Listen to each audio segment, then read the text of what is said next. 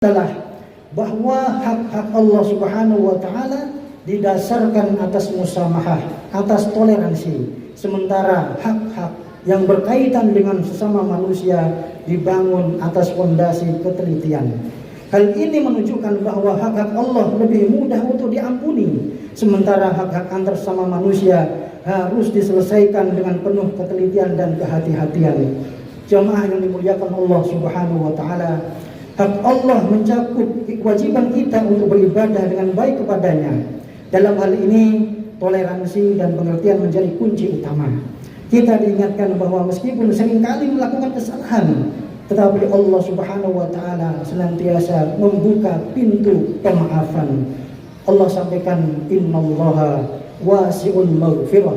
Sesungguhnya Allah Subhanahu wa taala sangat luas ampunannya. Innallaha tawwabur rahim. Sesungguhnya Allah Subhanahu wa taala zat yang menerima tobat dan juga zat yang maha kasih sayang.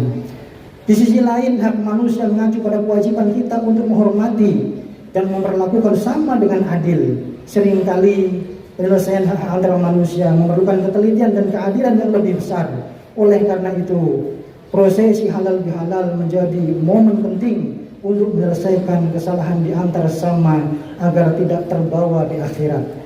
Hal ini sebagaimana telah diingatkan Rasulullah Sallallahu Alaihi Wasallam bahwa kelak di akhirat ada orang yang disebut oleh Rasulullah dengan al-muflis, orang yang bangkrut. Satu ketika Rasulullah Sallallahu Alaihi Wasallam bertanya kepada para sahabatnya, "Atadruna mal muflis?" Wahai sahabatku, tahukah kalian siapa itu orang yang bangkrut? Kemudian para sahabat menjawab, "Qalu al-muflisu fina man la dirham lahu wala mata." Orang yang bangkrut ya Rasul adalah mereka yang tidak mempunyai materi. Tetapi jawaban ini diluruskan oleh Rasulullah SAW. Faqala, kata Rasulullah, al-muflisu min ummati man ya'ti yaumal qiyamati bi sholatin wa siyamin wa zakatin wa ya'ti qad syatama hadha wa qadhafa hadha wa akala mal hadha wa safaka dama hadha wa daraba hadha fayu'tu hadha min hasanati wa hadha min hasanati.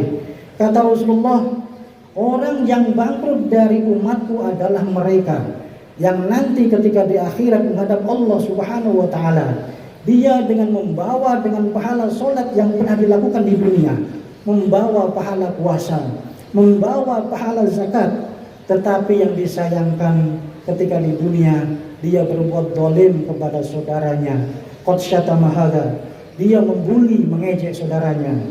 Wa qadhafa hadza, menuduh, memfitnah saudaranya. Wa akala mala hadza, mengambil dan memakan harta saudaranya. Wa safaka dama hadza, mengalirkan darah saudaranya. Wa daraba hadza, memukul dan menyakiti saudaranya. Fayu'tu hadza min hasanati wa hadza min hasanati.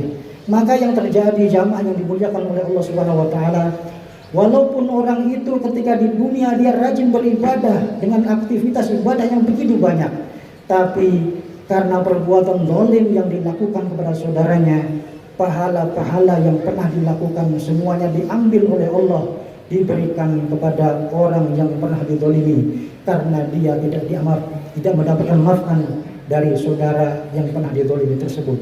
Fa in faniyat qabla yu'ta ma 'alaihi ukhidha min khotoyahum faturihat alaihi summa turiha finnar. Maka yang terjadi, jamaah yang dimuliakan Allah, karena pahalanya habis, sementara dosa-dosa orang yang pernah dizalimi, yang pernah disakiti diberikan kepada dia, maka dia tidak mempunyai sedikit pahala pun. Akhirnya dia dimasukkan oleh Allah Subhanahu wa taala di neraka Allah Subhanahu wa taala. Na'udzubillahi min dzalik.